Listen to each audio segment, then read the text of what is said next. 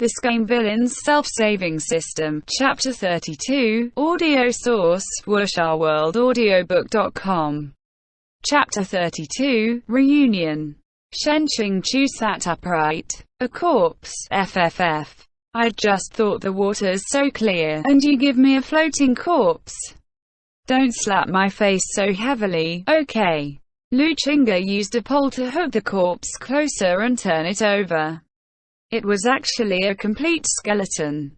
Because it had been wrapped in black cloth from head to toe with the face sunk underwater, it had escaped his notice earlier. Shen Qingqiu asked, "Junior apprentice brother Mu, do you know what kind of plague will instantly turn an entire body into a skeleton?" Mu Qingfang slowly shook his head. "I've never heard of anything like this before. A boat rowing upstream would fall back if it stopped moving forward." Since they'd stopped for a while, the small boat had retreated a short distance. Lu Qingge lifted his pole again and said to those behind him, "There's more AEAD." Sure enough, 5 or 6 corpses floated over. Just like the first one, all of them were skeletons clothed in black. While Shen Qingqiu was lost in his thoughts, Lu Qingge suddenly stabbed the pole into the rock wall beside them. The thin, brittle bamboo pole was thus inserted into the smooth, seamless stone. Once fixed in place, the boat stopped where it was. Shen Qingqiu also noticed there was something different and stood up. "Who's it?" In the depths of the darkness AEAD came a rush of rapid breathing. The light at the hull of the boat dimly illuminated a person's figure. They heard a boy's voice. "Who are you people? Why are you entering the city through the hidden river?" Shen Qingqiu said, "That's what I'd like to ask you." Even though he was standing on a small and shabby boat, he appeared elegant and refined. With his green clothes, black hair, and long sword hanging from his waist, every movement was like that of an immortal. Additionally, Shen Qingqiu was now very experienced at acting cool and was able to incorporate some of his own style to bluff. As expected, the young man was stunned by his airs and blanked out for a moment, before he shouted, "Leave. Right now entry into the city is not allowed." Lu Qingge snorted. "Who are you to stop anyone?" The boy said, "There's a plague in the city. If you don't want to die, then scram." Mu Qingfang warmly said, "Little brother, we're precisely here for that reason." Seeing that they weren't leaving, the boy said angrily, "Do you not understand human speech? Leave quickly. Scram, scram, scram. If you don't blame me for being impolite." Quote, he had barely finished talking when a spear gun came piercing over, vigorous enough to be frightening. Lu Qingge laughed coldly and pulled out the bamboo pole from the wall. With a single rising stroke, the opponent was sent flying into the water. Hearing the teenager's curses while splashing in the river, Shen Qingqiu asked, "Shall we fish him up or not?" Lu Qingge said, "He's got plenty of breath and energy, why should we bother fishing him out? Let's just enter the city." Pulling out the bamboo pole, he continued rowing the boat. The three of them emerged from the dark river, and the illegal boat floated on the currents back into the darkness. The exit was in the most barren area of the city, in the middle of a shallow swamp. Not a single person was around. They walked towards the center of the city for a while when the tap, tap, tap of someone's footsteps came chasing behind them. Drenched like a chicken prepared for soup, the young man from earlier rushed towards them and exclaimed, "Why did you enter the city? There's no use in coming in. Before, there were a lot of people who came and said they'd fix the plague. Some monks, some Taoists, some who are palace. One each and every one of them came in and couldn't leave. You're all looking for an early death." So it turned out that the young man hid and waited to ambush them for their own good. Shen Qingqiu tolerantly smiled. "What do you think we should do since we've already entered?" The boy said. "What else can you do? Follow me and don't run around." I'll take you to the senior monk. Xiāng saw the other two didn't object. They were all unfamiliar with Jinlin City, so it would be best if someone from the city guided them. He gave a small nod and asked, "Little brother, what is your name?" The young man puffed up his chest. "I'm called Yang Yixuan. I'm the son of the boss of the finely crafted weapons shop." So he was the son of the weapons shop owner who had braved death to ask for help from Zhao Temple. Lu Qingge saw Xiāng continuously sizing up the young man and asked, "What is it?" Xiāng whispered, "This child can stand up after one of your attacks and has a good heart.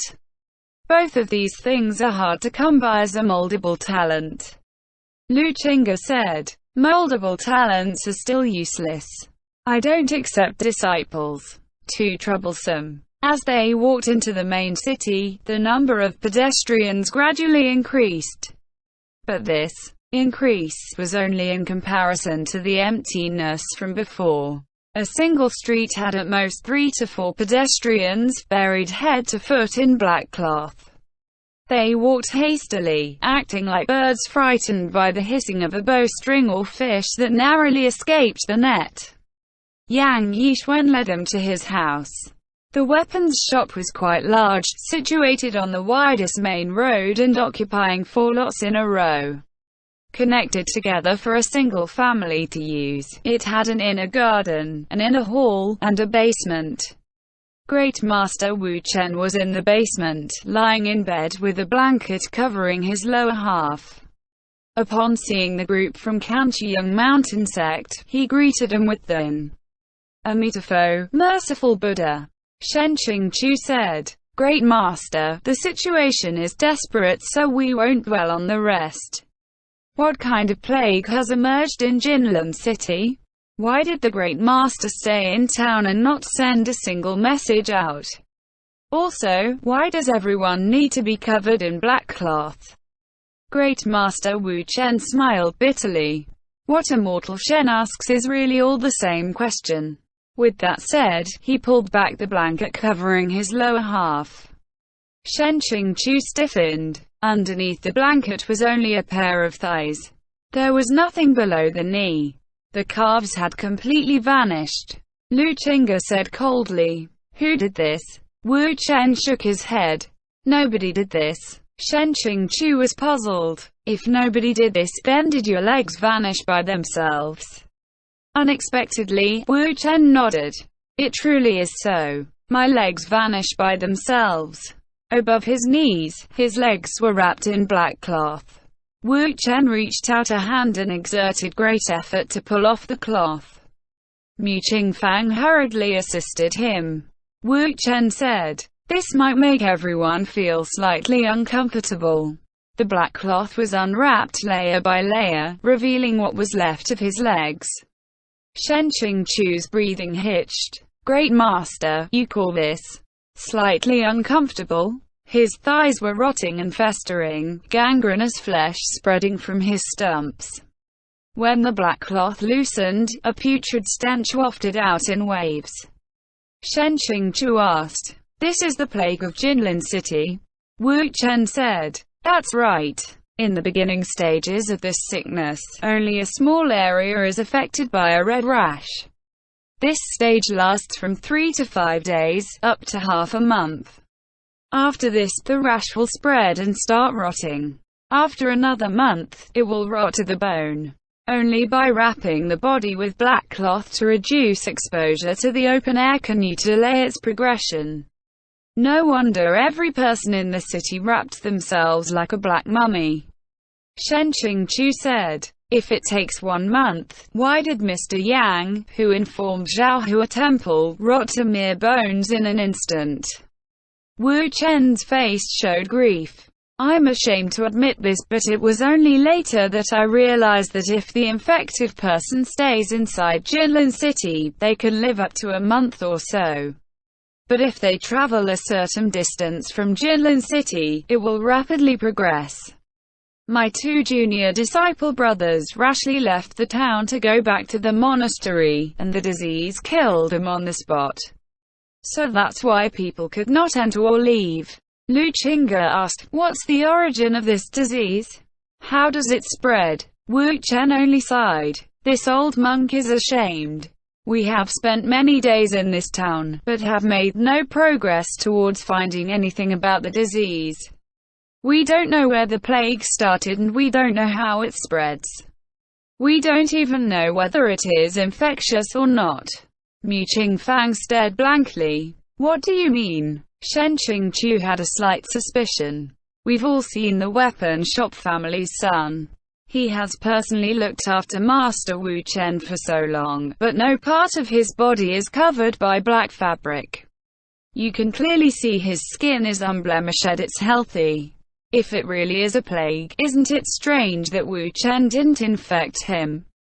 Wu Chen said. "Exactly that meaning. The old monk is truly apologetic to have bothered everyone by being trapped here." Shen Qingqiu said. "You mustn't say that. You intended to save people." Quote, he saw Mu Qingfang examining the rotten part Wu Chen's leg with rapt attention as if he couldn't smell a whiff of the putrid stench. He asked, "Has junior apprentice brother Mu discovered anything? Do you know a cure?" Mu Qingfang shook his head. "This doesn't look like a plague. It actually looks like..." Quote, he looked at the others. "I must see some more infected people before I dare make a judgment." Shen Qingqiu left the basement and saw the weapon seller's son walking back, furiously gripping a long knife. Smiling, he asked, "Young master, what's wrong?" Yang Yixuan angrily said. Another person entered the town. "Those something who are people are the most useless of them all. They're all racing to their deaths. One who a palace probably sent more helping hands, cannon fodder." Shen Qingqiu saw that his face was swollen, like a meat bun, and had the heart to tease him. "Little brother, I see your skills are quite remarkable. Did someone teach you?" Yang Yixuan ignored him. Shen Qingqiu said again, "Find that big brother who sent you flying into the water earlier today. He's incredibly strong, so fighting with him a few more times will be more useful than if you learnt with anyone else." Upon hearing these words, Yang Yixuan immediately abandoned him and ran off. Shen Qingqiu had found a way to annoy Lu Qingge by sicking a clingy person on. Hiver was delighted by this discovery. He had just walked around a corner but, upon seeing the scene, stopped in his tracks. A heavy atmosphere hung over the whole town, and the doors of every household were closed tight. Quite a few homeless people couldn't find anywhere to go and gathered at the corner of the street. In the past, when the street was filled with people coming and going in an endless stream of carriages and horses, they didn't dare stick their head out and show their faces. But now, the street was completely empty. Having no more scruples, they had set up a large iron pot with a pile of firewood beneath it. They boiled water and plucked a few stolen chickens procured from who knows where. Each of them was swaddled so tight in black cloth that not a breeze could whisper through. They were not at all surprised by the presence of Shen Qingqiu, who looked out of place. WuxaWorldAudio.com. Instead, they looked at him as if he was a dead person. After all, these past days, they'd seen far too many impressive-looking cultivators enter the town saying they'd saved them. Were they any good? Those newcomers died even faster than the residents. The cook struck the iron pot. "Soup's ready. Come fill up, come fill up." Many tramps lying nearby who had been picking at lice scrambled to their feet and went forward, carrying bowls in their hands.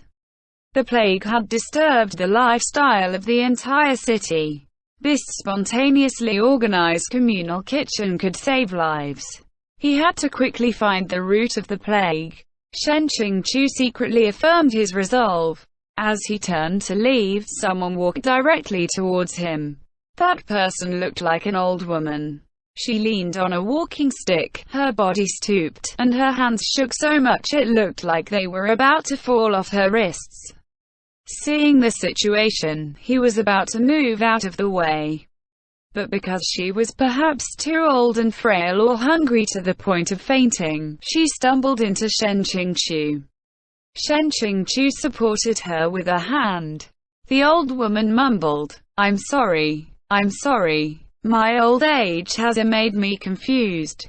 Saying this, she hurriedly passed him, probably concerned there would be no more food left. Xiāng Tóngxiù took 2 steps forward, then suddenly stopped. Something wasn't right. The old lady looked as frail as a candle in the wind, appearing as if she would fall over at a mere breeze. But at that moment when she collided with him, why did she feel even heavier than a man in his prime?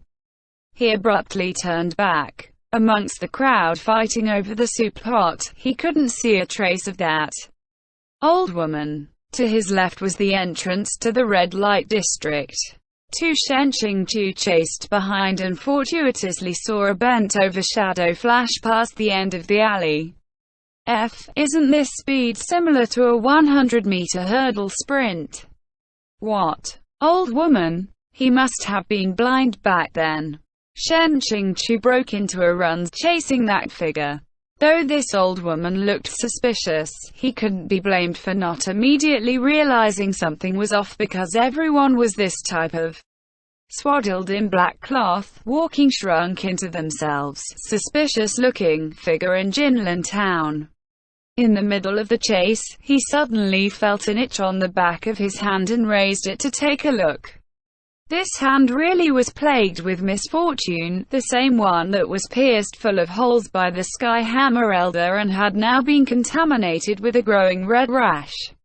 Come to think of it, it was also this misbehaving hand that opened, proud immortal demon way, back then. I really want to cut off this hand ahhhh. With his attention divided, Xiāng Tóngxiù's footsteps slowed. Sensing an oncoming sword attack from above his head, he spread open his folding fan, prepared to counter with a wind blade. He shouted, "Who is it?" The assailants swiftly descended to the ground from the nearby roof eaves. The 2 of them came face to face with each other and Xiāng Tóngxiù blurted out, "Gong Yi Xiao." The youth immediately withdrew his sword, his surprise greater than his joy. "Elder Shen," Xiāng Tóngxiù said, "it is I. How come you've come too?" Quote, he remembered that Yang Yixuan had mentioned that one Hua Palace disciples had entered the town from the secret river. Presumably, those were the same people who came with Gong Yi Xiao. He asked, "One Hua Palace asked you to lead a group inside the city to investigate?" Gong Yi Xiao said, "This junior indeed received the command to investigate the town, but the leader of the group isn't me." Xiāng Tóngxiù was surprised. Gong Yi Xiao was the most favored disciple of Wan Hua Palace's old palace master. Before Luo Bing's appearance, it was universally acknowledged that Gong Yi Xiao would be the leader of the next generation. The old palace master's only daughter was in love with him, and whenever the disciples of his generation formed a team, he had to be the one to lead them. Apart from Luo Bing using the protagonist's halo to defeat him, who could steal his place? But there wasn't enough time to think in more detail right now. Xiāng Tóngxiù said, "Let's chase it together." Gong Yi Xiao affirmed loud and clear, and both of them leaped out together. The hunched-over silhouette ran into a 3-story building. Just standing outside this building would assail your senses with the scent of face powder and the sight of gorgeously dressed women on stage. 3. It seemed that in the past this was a place of pleasure, but now the laughter and flirtatious banter were long gone. Prosperity had fled this place. 4. The front door was open to reveal the main hall on the first floor, shrouded in a heavy and dense air. The 2 of them held their breath, attentive, then stepped over the doorsill. In the main hall, tables and chairs were toppled over messily. Xiāng Tóngxiù looked at Gong Yi Xiao. "Let's separate and take a look. You look in the private rooms on the left. I'll take care of the right side." He used the folding fan to push open the closest door. He could indistinctly make out a person lying on a bed. He first felt his heart lift in hope, but then it immediately fell. It was only a skeleton wearing an intricate and elaborately designed garment, head adorned with beads and jade. It lay there in a serene posture. It was probably one of the women of the house who, knowing her end was upon her, had groomed and dressed herself in her best clothes and passed away in her sleep. Even in death, she assumed only the most beautiful posture. It was probably in a woman's nature. Xiāng let out a forlorn sigh. He exited the room and closed the door again. The next several rooms in a row were all the skeletons of women in decorative clothing. It seemed the entire brothel had completely succumbed. Xiāng was just about to push open the sixth room when the sounds of people and movement came from the second floor. The two of them flew up towards the second floor, Xiāng seizing the position in front as they ascended the stairs. Suddenly, they heard a young and gentle voice. "It's no trouble." It was only 3 words, but upon hearing this voice, Xiāng felt as though he had been struck by lightning. His hand squeezed the folding fan until it emitted a ka-cha snapping sound. In an instant, it was as if all breathing stopped. Frozen stiff, he was stuck in the staircase, but he could already see the elegant women's chamber at the end of the corridor on the second floor. A crowd of disciples wearing the colors of one Hua palace were surrounding a person in their midst. There was a youth wearing black clothing, carrying an unadorned long sword on his back. His face was like jade, and his eyes like cold stars glittering in 2 deep pools as he strolled closer. He had grown a lot and his temperament was also substantially different compared to before, but this face that could grace the cover of a romance novel from any angle. Even if he was beaten to death, Xiāng would never mistake it. At the same time, a familiar, mechanical voice that sounded a lot like a Google Translate that gathered dust exploded in his mind in rapid-fire succession into a series of notifications. "Hello. System has successfully activated. Activation password, Luo Binger. Self-check, energy source operating as usual, status is normal. Hibernation mode discontinued. Standard mode launched. Updates downloaded and installation complete. Wait a moment, you really updated? Thank you once again for using the system. Can I refuse this service? Notes. Translated by Scriptor and Wenq. I've got enough editors now, thanks. Lol, the troll system is back. LBH appeared. End chapter.